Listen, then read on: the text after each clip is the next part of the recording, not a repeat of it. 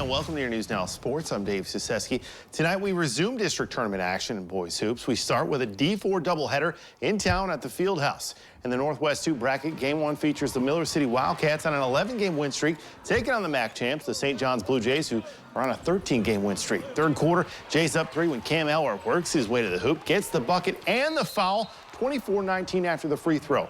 Mid-third now, the Wildcats down 6 when Ethan Barlagi uses a screen, then stops and finds Brendan Barlagi, who goes off glass for the 2. Now a 28-24 game after the family connection. Fourth quarter, Miller City down 7. Jude Otto goes down once more to Barlagi, who uses the window for the bucket. That would cap off a 6-0 run, put the score at 39-34 DSJ. However, Elwer and the Jays proved to be too much as the sophomore once again drives and scoops in the layup. He would lead all scorers with 15. Blue Jays win 46-38, advancing to the final, where they'll play the winner of our next game.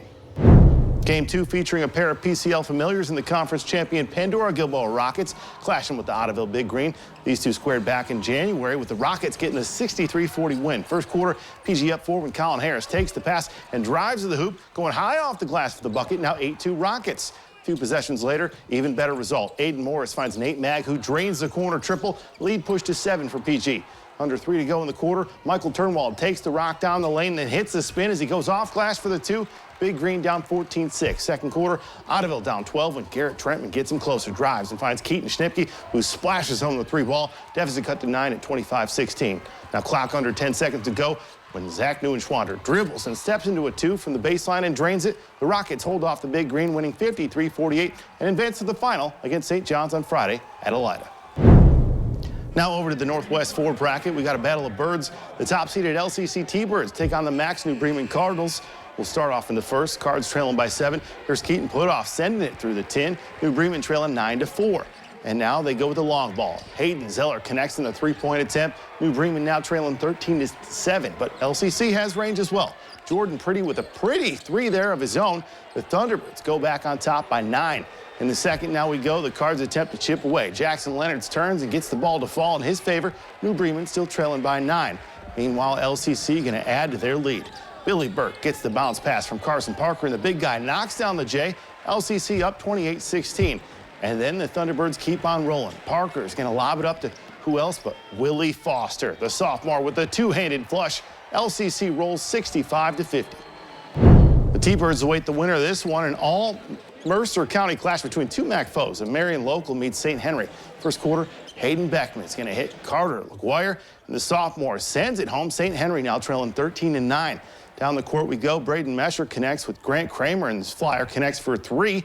It's now a 16-9 Marion local lead. The Redskins are still trying to fight back, however. Luke Bikey knocks down the mid-range J. It'll put St. Henry back within 5, but the Flyers continue to tack on more. Austin Niekamp decides to throw up a 3 ball, and he'll get the friendly bounce. Marion local goes up 23-11. And here's the Flyers' other big man putting in work. Jack Kanapke gets to the hoop, and the harm. Marion local wins 51-41. They'll play LCC back in Wapakoneta on Friday. Over in the Northwest 3 bracket, Arlington secured a district berth in the 6th seed. The Red Devils, now winners in 10 of their last 11, facing off against the top-seeded Hopewell Loudon. And the Devils had no problem staying hot early. Jace Vermillion drives his way to the window to cap off a 6 unanswered, putting Arlington up by 4. Later in the first, now we have a tie ball game when Calvin Willow, towering in the paint at 6'7", he helps the Red Devils retain the lead. And that bucket kickstarts another scoring run. Willow goes up to top that to Caden Russell, who's perfect on the triple try. The Red Devils boasting a 15-8 lead as the quarter winds down. In the second we go, Russell's not finished, showing off the athleticism and midair put back. He's got Arlington's last 7 points, but the Chieftains go on a run of their own to take the 21-19 lead. Luke Metzger is down low to knot things back up, but the Red Devils never get back on top, ending their season 74-55.